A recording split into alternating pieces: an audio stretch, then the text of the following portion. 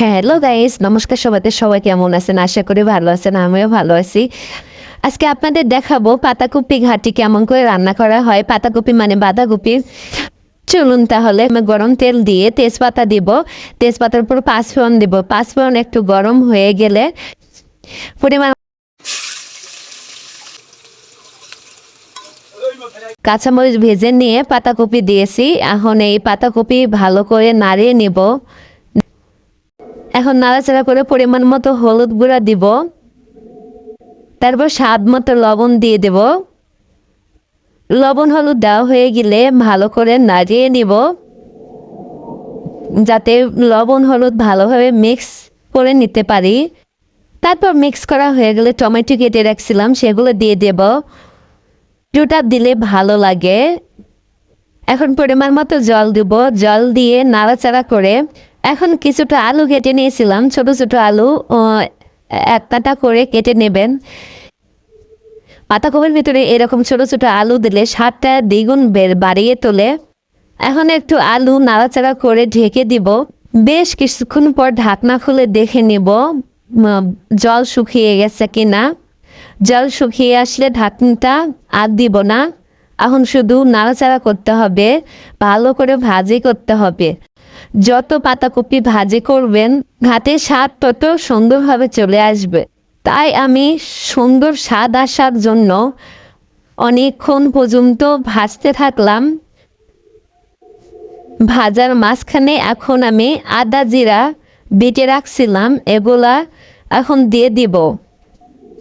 সামান্যটুকু জল দিয়ে ভাজা শুরু করে দিব। জল দিলাম এই জন্য যে কড়াইয়ে পরে ভাজতে নিয়ে লাগবে না, লেগে যাবে না, তাই একটু আদা জিরার সঙ্গে জল দিলাম।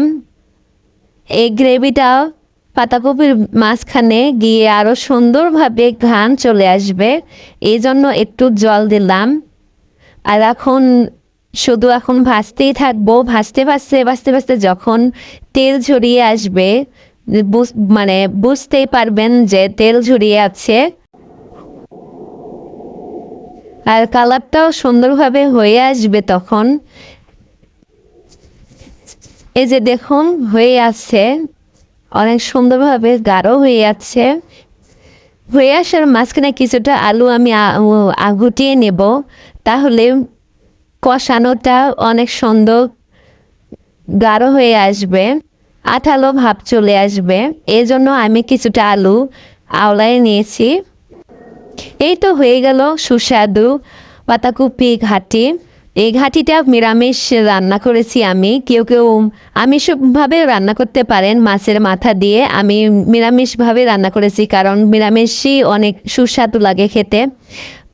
আপনারা একবার এভাবে রান্না করে দেখবেন, অনেক সুস্বাদু লাগবে খেতে।